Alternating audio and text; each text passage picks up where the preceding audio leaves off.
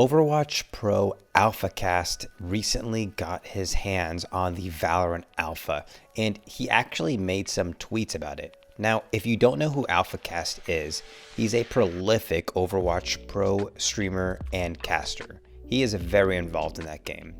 But let's get right into the tweet and dissect it a little bit. The tweet is all in French, so... Hello. Hello. Oni. Yes. Can you translate something for me? Yeah. Easy.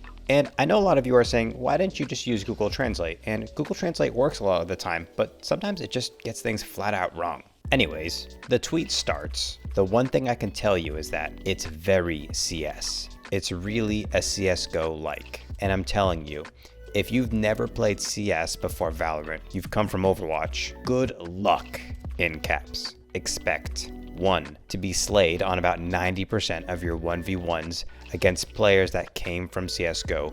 2. Die often because Overwatch taught you to be too aggressive. 3. Die stupidly while you cast a spell thinking you have enough time, except but not in this game, the spells that take 1,000 years to cast and the weapons are really lethal. 4. From time to time, make a galaxy brain play while your spells use perfectly and clutch. He continues, overall, I can tell you that if you do not have any experience in CSGO, you are going to have a hard caps time shoulder peeking, lurking, etc. I had a hard time progressing this weekend, but every time we were against players with a pass on CSGO, it was really hard and I was not doing well. Need to work hard. Caps again. I am trying to be realistic with you. The players with a passive on CSGO are going to be ahead of you. They have the game habits and mechanics that will help them a lot on the game. The mechanics and game sense that players learn from Overwatch unfortunately do not transition well for us on Valorant. And before the CS/anti-Overwatch community come with their signs saying, yeah, we are better, you did not understand my point. Valorant is 80% CS-like. You naturally have an advantage because they're almost the same game. I think if Valorant was 80% Overwatch-like, my tweet would be exactly the same, but just reversing CS and Overwatch.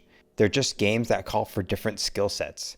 It's not just the aim. There is taking an angle, positioning, movement mechanics, etc., etc., etc. And he goes on to offer this. In conclusion, stop putting down a specific community or another one. It does not help anything. It sadly reinforces the impression of a toxic community, which unfortunately sticks to the way that the CSGO community looks like. But there are still lots and lots of great people in the CSGO community too. End of tweet. So this doesn't surprise any of us. We've known by looking at the footage and hearing from the playtesters that the game is super CS-like, but it's nice to hear a little bit more in depth from somebody who's been playing. And lots of people love Overwatch, but it's obviously just not the time for another Overwatch-like title. There's never really been a game that's challenged CSGO directly for dominance, and it's about time that there's some competition on the market for a title like this. It's really nice though to get these tweets from AlphaCast. I wish it would do it a little bit more because we're all kind of clamoring for more information right now. I understand the spirit of the final point that he's making, but I disagree. I don't think the CSGO community is more toxic than, say, the Overwatch community. I mean, it's hard to measure toxicity, but we all know that Overwatch has had and still has a toxicity problem. I mean, even Blizzard developers are addressing this in videos that they're making for the community. So to come from a game like Overwatch and say that, well, the CSGO community is known for being toxic,